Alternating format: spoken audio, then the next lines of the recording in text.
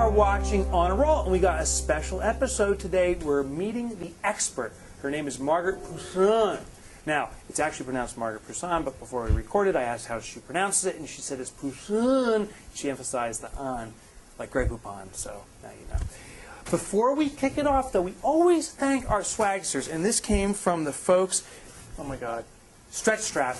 I almost said strap on again, but it's called Stretch Strap, and this is used to stretch. And there's a whole DVD. I don't know how you use it, but it comes with a DVD, so pick yourself one up and strap one on and start stretching. Okay, let's go meet our expert. Margaret Prusan. Prusan is here to talk about transition from career to entrepreneur. So a lot of people are getting fired today. Right. Because I hear over and over, it's like, I know my head's on the chopping block. Do people know it's coming, and can you do something proactively?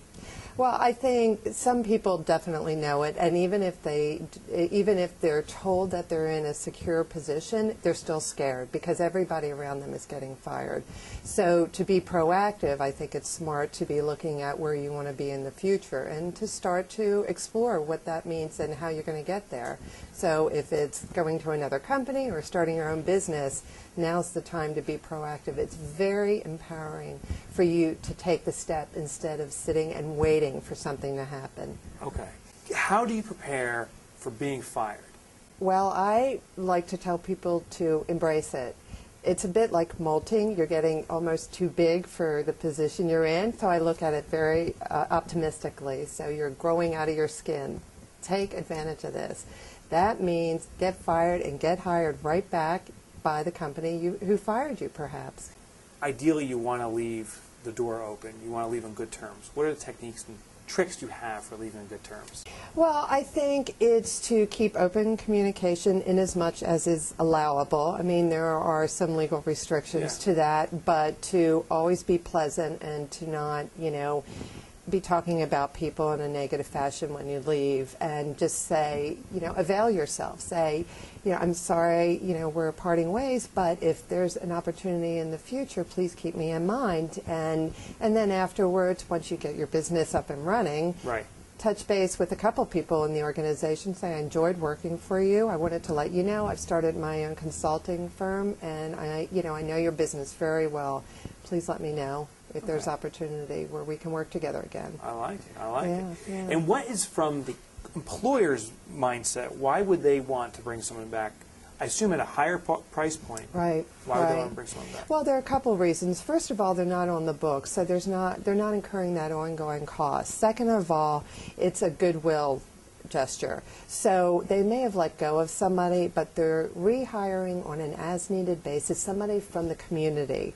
So they don't want to be perceived as, somebody really big and bad in the community. Those are people who have supported them. They're giving back to the community. I see. Yeah. Is there some kind of baggage that people bring with them, and how do you surmount the baggage you bring that's kind of sitting in your head? Well, I think it is getting out of their own way. They're doing it all themselves, and they need to stop doing that. And the other is thinking too much about what it is they're doing. And I call that mental masturbation. They're massaging the same idea. They have this internal dialogue, and they're massaging the idea, and it never comes, to fruition. Climax. Because to climax, yes. Okay. And it's because they're going over it and over it and over it again. So tell me all about when you're clogged up, so to speak. Right. How do you break through that mental masturbation?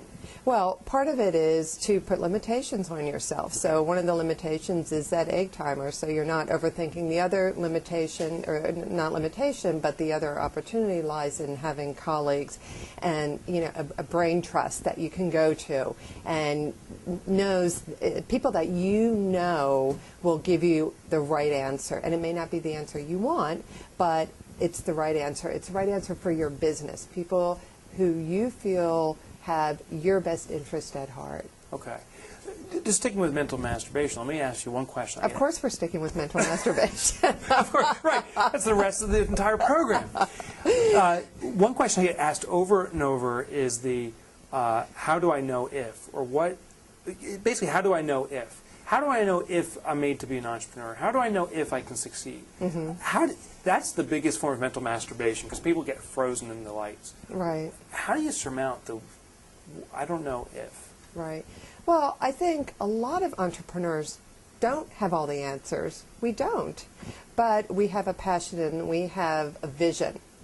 And that vision and that passion is what gets you up in the morning. It's what gets you out there. It's what creates the entity that you envision.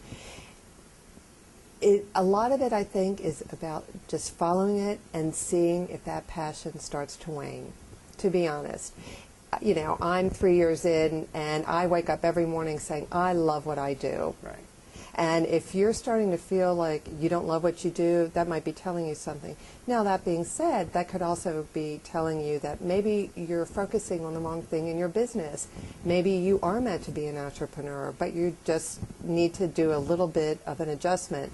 As you know, just a simple 2-degree adjustment in your actions can make all the difference in the world and be the difference between success and failure in a business.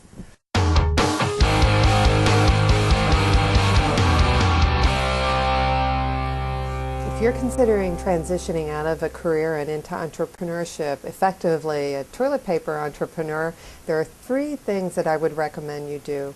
First of all, take time to reflect and think about where you want to go. Secondly, take time to assess. Really assess the assets you're bringing to your new business, as well as the ways you might be getting in the way of your business's success. It's important to know both. And thirdly, act. Don't overthink. Don't strive for perfection. Put it out there, because you will not get all the answers until you put it out to your audience and get their feedback.